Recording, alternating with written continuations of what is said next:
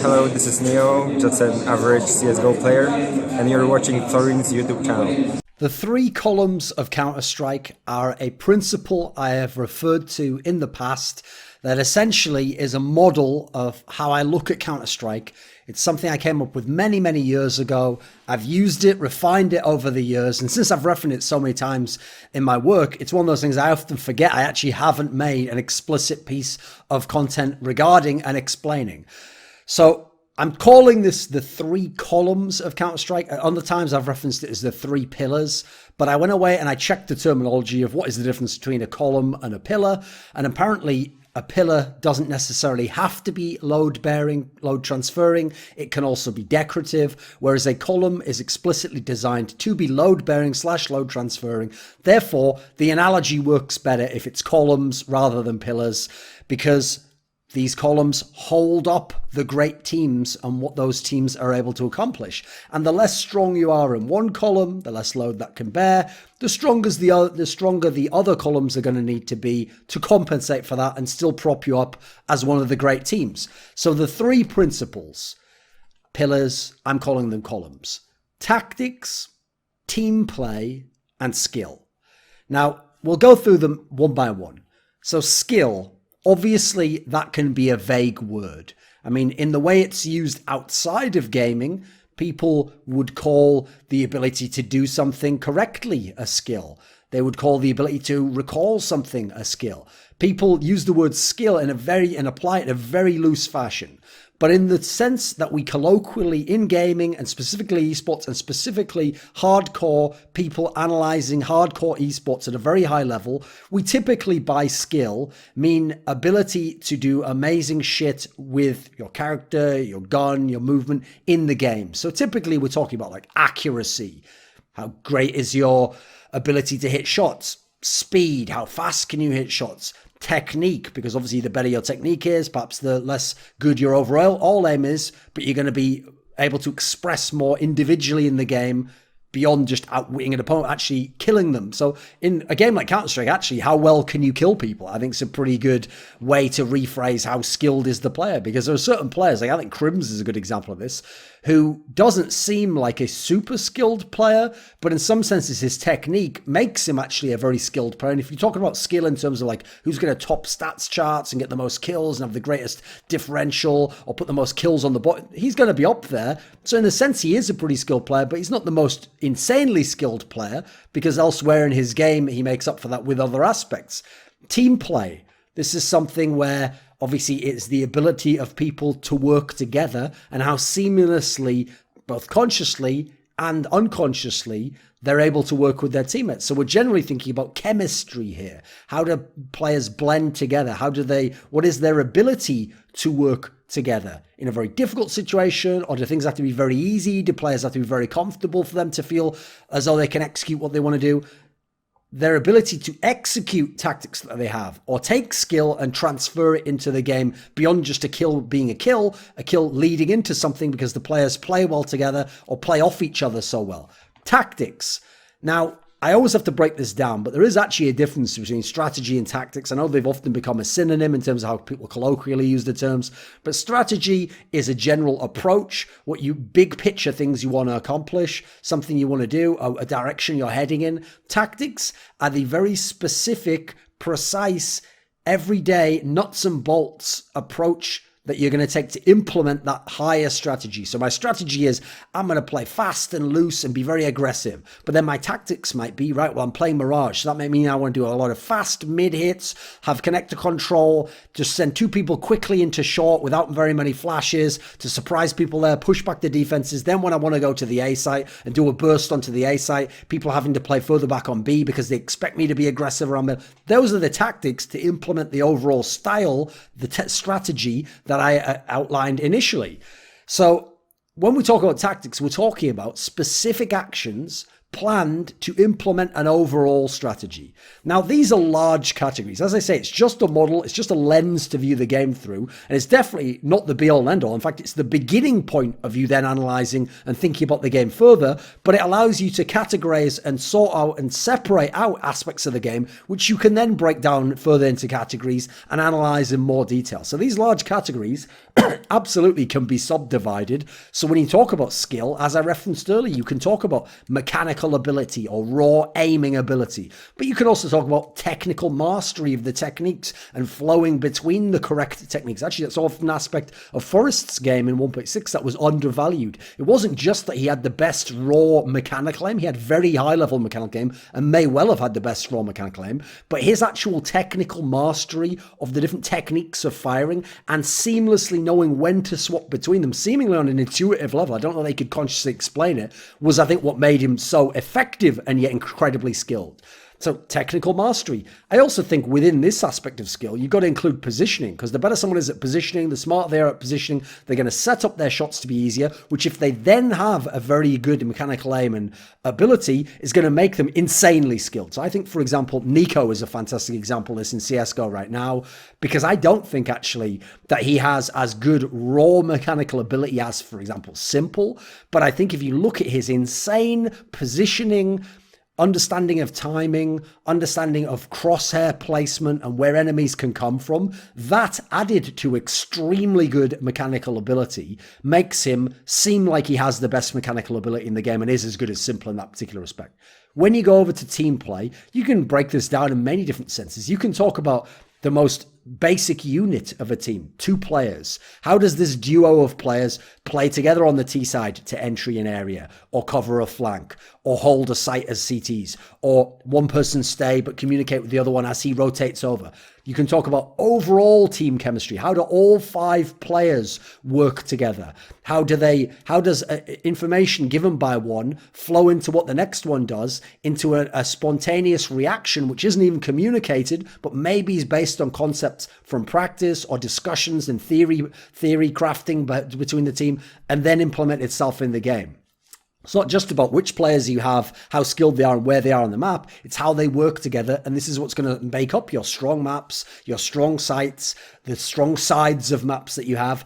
And finally, I'd also say you could divide this down into a stylistic balance of members. It's all well and good having some really skilled players. It's all well and good having some 5 really good aggressive players. But typically, you need a balance between them. Have you got a few extremely aggressive players? Who are the more safe players to shore that up, to make sure that that doesn't cost you the game and isn't just a it wins us or loses the game scenario? You can win in a multiple, in a variety of different manners. Tactics, I think, first of all, you can break those down, yes, into the specific, here are the A, B, and C, X and O's, what we're going to do from the point A to point B. Then you've got refinement, like how in depth can the tactic go? How many little wrinkles can you add into it to make it more devastating, more effective, more dangerous? Then there's the depth of your playbook. You might have some tactics and be a good tactician, but do you only have a few? And can your team... Can it be tactical in terms of running set strats and tactics, but can you only run a few because certain people are only comfortable doing that? You don't have the team balance to do multiple styles and therefore have all kinds of different tactics. You maybe don't have the personnel, the intelligent players, the role players to do all the tactics you want. Therefore, you're tactical to a degree, but you don't have incredible depth. You can't go 10, 15 strats deep on a map, on a side, and actually know that you can implement those in the game. What about the open-ended nature of tactics? Tactics which have a base which leads into many different varieties, some of which can be tweaked on the fly, some of which have to be drilled in practice, some of which are hybrids of other things you do that you can then work into your system or what you're going to do on a specific tactic. Again, this isn't an all-encompassing context that fits every single team ever, fits every single style of team ever, is the only way to view the game. No, it's just one model. It is one lens through which to view teams and then break them down and start thinking about each quality, how it applies to them, how it applies to their opposition, how they stack up in that regard. And I consider it a good model to comprehend team strengths and team weaknesses, and therefore to look at the qualities which make up a team's style, a team's strength in the world, and where they're lacking, where they could improve, what they need to do to either get better or would make them worse. So first and foremost, these columns, it's not that each team has 1 or 2 or 3. It's that how good are they? If you imagine each could be maxed out to 100% skill, 100% tactics, 100% team play. Now I'll explain perhaps in another principles video one day why I think actually if you have like 100% skill, you probably can't have 100% tactics. But let's consider it in a top trump sense of like you have different numbers for each. And then depending on what you have, if you have a good in-game leader and a good team, you're going to figure that other aspects out. And that is going to inform this playing style you have and even the maps that you use and even the kind of team that you end up being. But generally, it's very rare for teams to have high levels in all 3 of the columns. Usually, teams will have some elements of each column, like let's say like they might have like 50% in this one, 60% in that one, 85% in the one they're really good in, or they're very strong in 2 of them, or they maybe have an even amount in all of them, but not the max, and therefore they're like a well-rounded team, but not the best team in any one regard. Typically, great teams, all-time great teams, typically have 2. I think 2 is the minimum you can usually have, barring extreme cases. Interestingly enough, obviously, when you've got these 3 different qualities, and I'm saying you can have combinations of strengths in them, you're going to have different combinations. You're going to have different interactions, which I think explains the different team styles and the different team strengths out there. So probably the most common one in very good teams is skill and team play.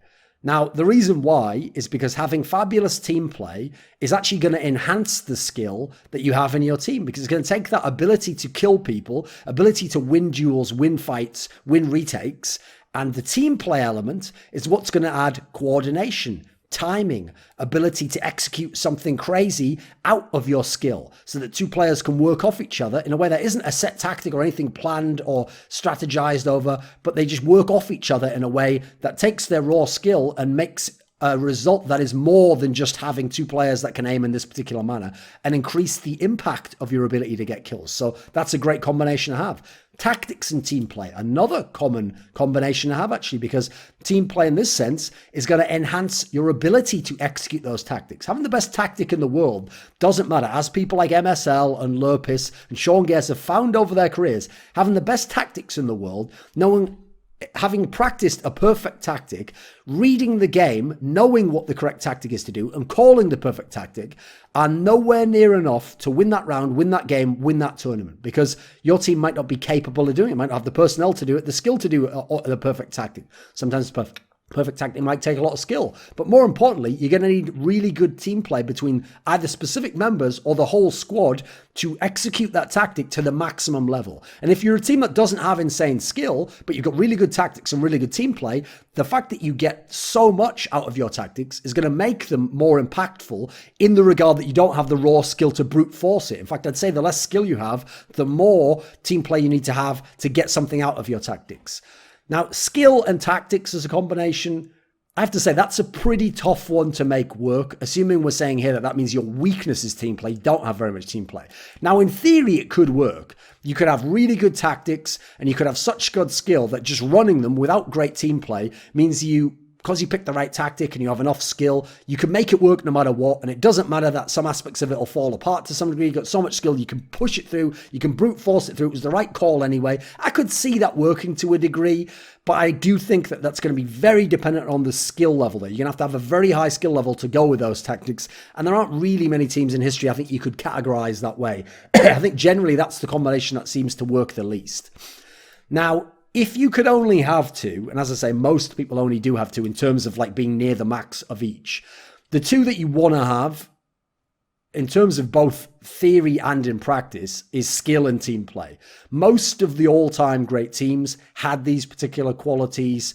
These were their main strengths. Tactics were the one they could give up a little bit because at the end of the day, the game is about killing people, but it's also about playing off your teammates. So if you can play off your teammates well and you can kill people consistently, you're going to win a lot of Counter-Strike games and potentially a lot of Counter-Strike tournaments. And obviously, a lot of the all-time great individual stars like to play in a very individualistic manner. So if you have people who can team play well around them and you have great skill to complement their great skill, you've got a great winning formula already. And in fact, the fact that there are so few teams that have all 3, I think is why it isn't necessary to have all 3. You're all working with combinations, hence why I gave the analogy to the top trumps game. Go away and look at what that game is. It's a very simple way to explain this concept, and it also shows another model of how you do these things. Now, if you could only have 1, this is what's weird. the one that would actually be the best to have if you could only have one anywhere near maxed out would be skill. Now, you could even make the case that if you were going to build a great team, you would want to have each of the three, but in this order. This is the evolution. You'd have enough skill. Okay, I've got skill. You'd have enough team play. I've got enough team play to activate the skill, to enhance it, to get the most of it. And then I've got enough tactics to make use of my skill and my team play and vary it up and keep the attack diverse and be able to switch up what we're doing and adapt to the opponent. Those would be the three. And in that order, you'd start with a base of skill, you have some team play, and you'd have some tactics at the top. And that's probably why in a lot of the great teams, strength in tactics wasn't always the necessity, wasn't always needed overall. And with raw skill, at least you can get an upset, right? At least you can pull off a nutty upset out of nowhere. If you don't have great team play, you don't have great tactics, and if people figure out how you play, they're just going to be able to limit your skill a little bit or match your skill or exceed your skill, and therefore you're not going to be effective overall.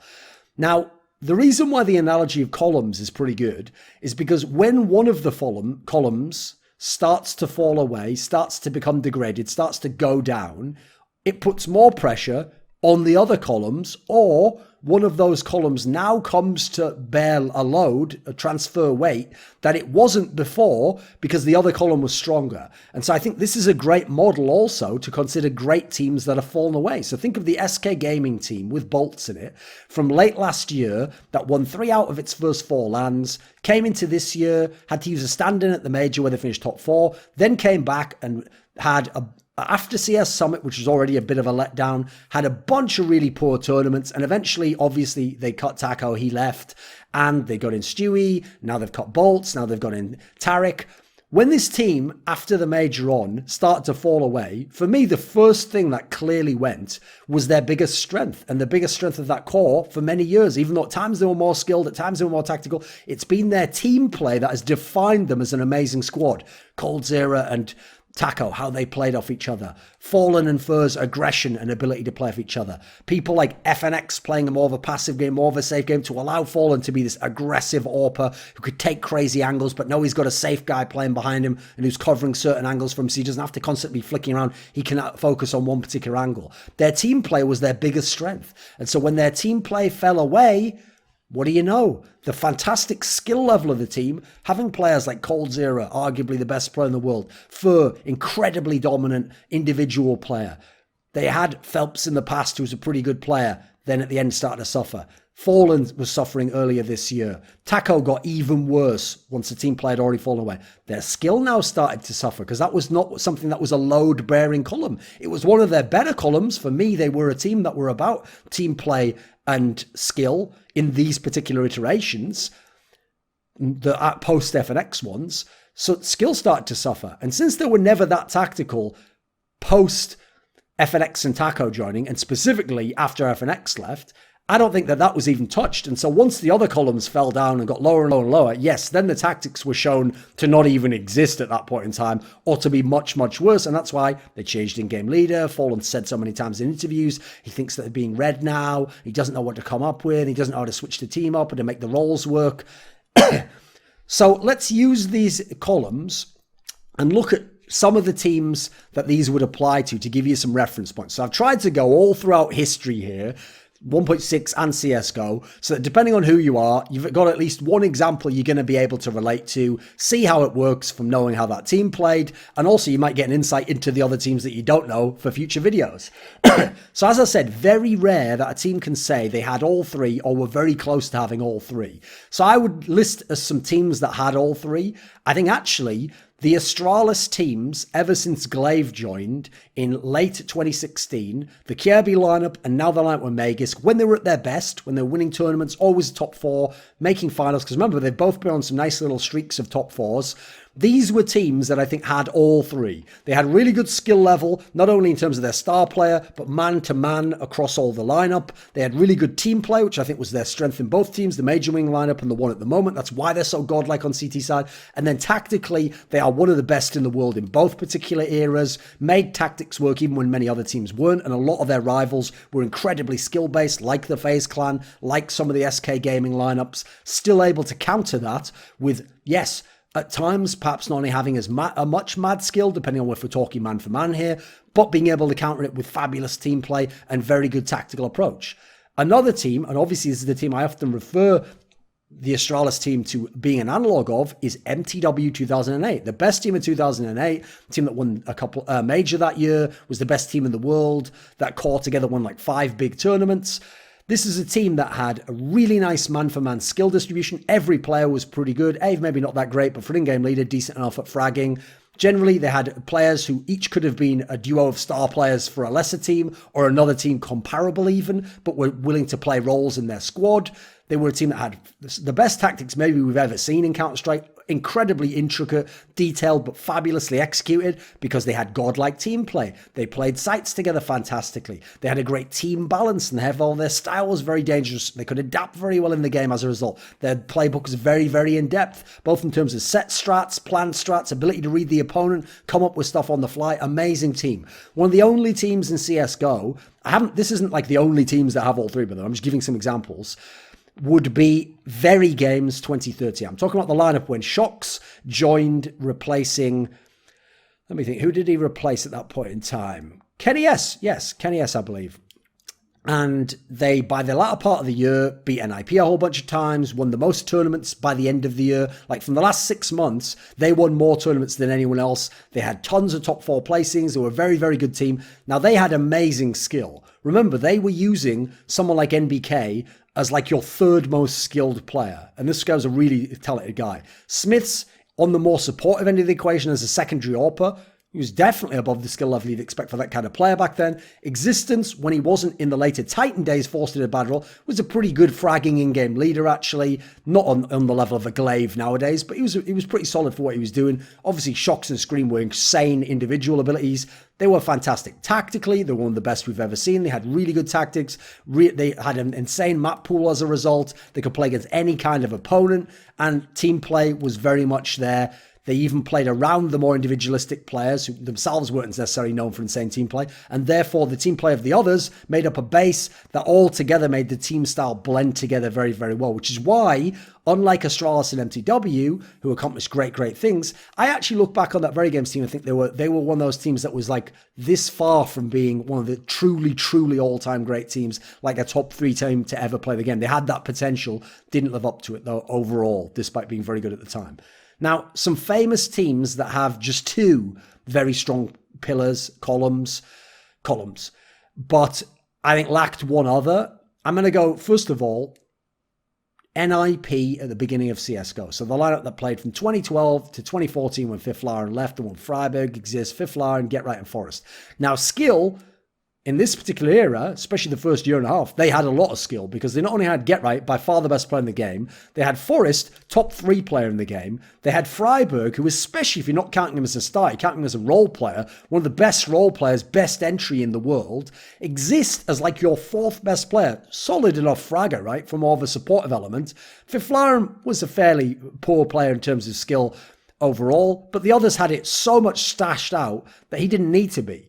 Team play was a clear, massive strength of this team. It's one of the reasons they could do all those epic comebacks. It's one of the reasons they were able to make someone like Freiburg's entries mean something, Get Right ability to clutch mean something, because they had great ability to play off each other, amazing chemistry individually, in terms of duos, and then as a team they had fabulous chemistry, hence the Nip Magic, and hence, by the way, actually once they replaced players, why some of that Nip Magic went away, I think.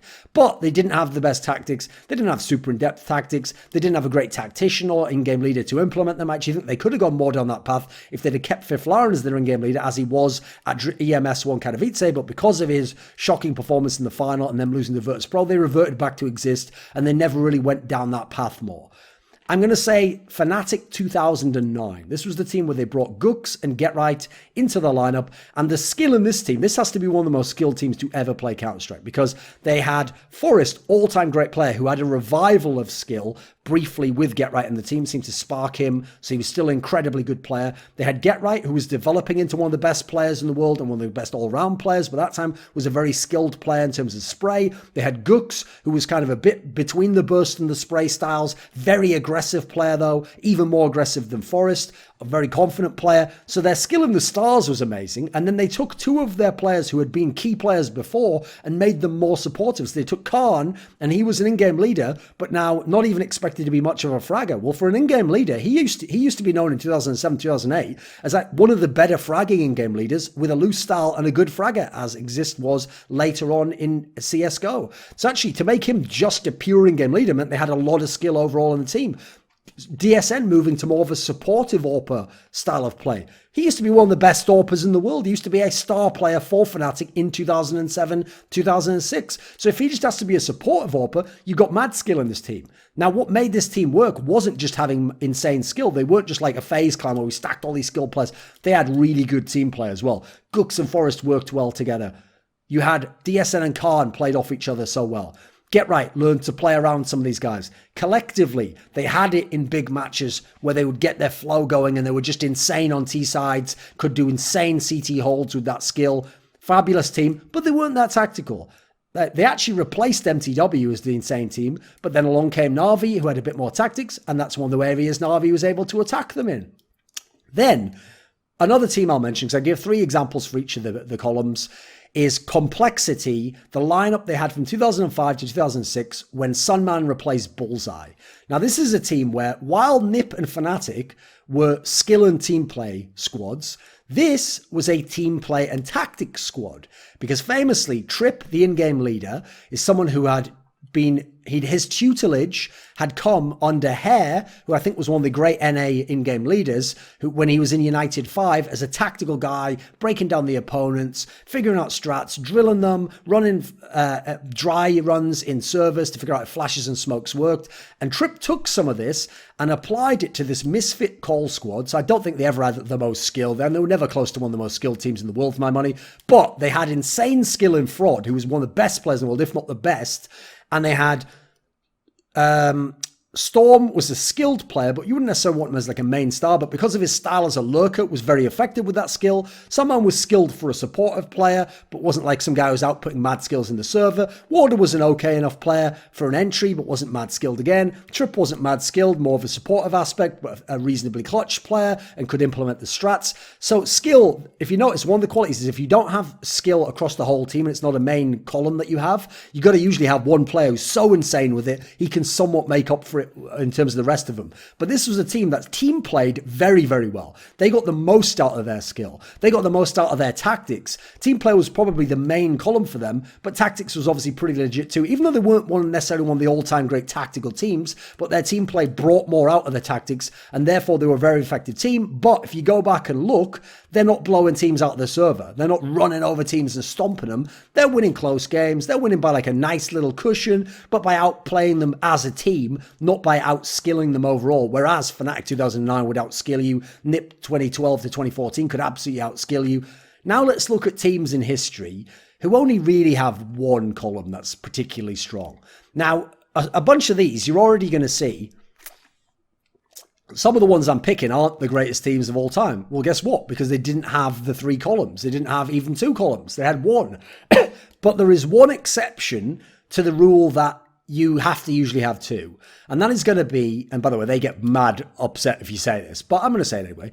It is Neo's Pentagram / Meet Your Makers Poland / Frag Executors, except technically after Frag Executors, the team became a little bit more skilled with Pasha. So it's the Golden 5. Pasha, not Pasha, Lord, Cuban, Luke, Neo and Taz, those 5 players, because for me, the one column they had, and they were fabulous at this, was team play. They were at their best when they had to play as an overall squad. And their team play could make the fact they didn't have much tactics look like they had decent tactics. They didn't have enough skill look like they had enough skill and compete with the most skilled teams. Because obviously in skill, they had Neo, who's one of the most skilled players to ever play any version of any game. Not in terms of pure raw aim, but the other aspects.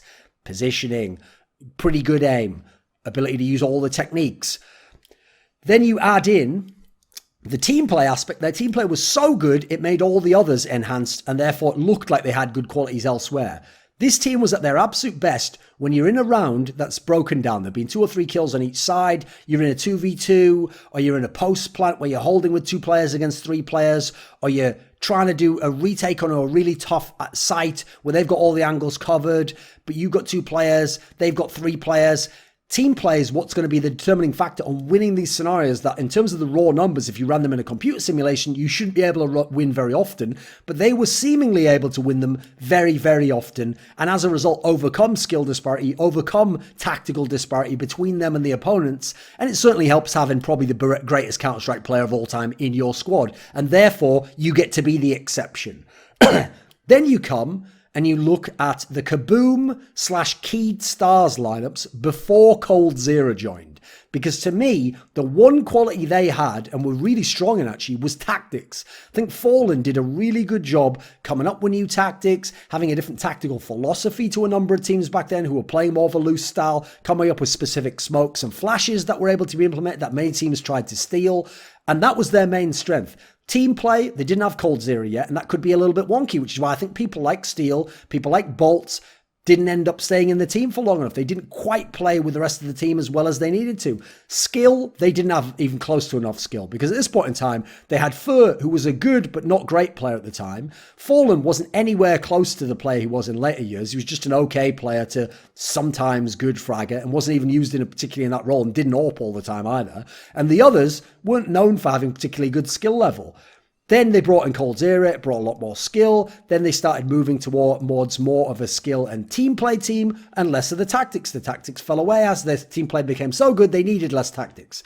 The one last team I'm going to pick out to highlight here, for a team that had only one pillar, I'm going to give you a great example because it's a team that beat Luminosity. It was the Tyloo team of 2016, the one with Fancy One and Attacker and Mo and somebody and Didi. Because I actually think if you look man for man and you could watch POVs of these guys and you watch them when they're not playing tier 1, the skill of this team was very good actually. Like, I'm not going to say it was the most skilled team, but this was clearly their best column, and the only column that was legit tier 1 or world class level was they seemed to have quite a lot of skill actually. Problem is, they didn't have very good team play. Like, they just looked like 5 players in a server, and they didn't seem to even understand principles of team play, how to play off each other. They didn't have very good tactics, if any. Their tactics seemed very simplistic. They had no real understanding of the European meta or how tactics worked in the meta game overall, and therefore that wasn't really there. But they had enough mad skill man for man that they were able to cause this fluke best of 3 upset over a team that admittedly didn't know them, hadn't scouted them, hadn't prepared for them. So when people scouted them, when people prepared them, when they played against other teams with as good skill as them or better other columns, they didn't do jack shit basically from there on out in the rest of the year, despite that amazing start. Now, to finish up the video, this is the part of the video that may well date the least interestingly, as in people won't care in 3 years, but they might care about the rest, so I'll put it at the end, is let's use this lens to assess some of the flaws of 4 current teams that currently play with this active lineup. So let's look at one of my favorite teams to talk about, North. And this is the lineup of MSL, Valde, AZ, Kirby, and Mertz. Obviously, Kirby coming to the lineup, Mertz joining. Now, one of the reasons I think this team can't get past a certain level, they've got a ceiling that they've already hit, is because their tactics seem good to at times maybe even very good. They have a solid tactical base, and that is a strength of theirs against most opponents they play.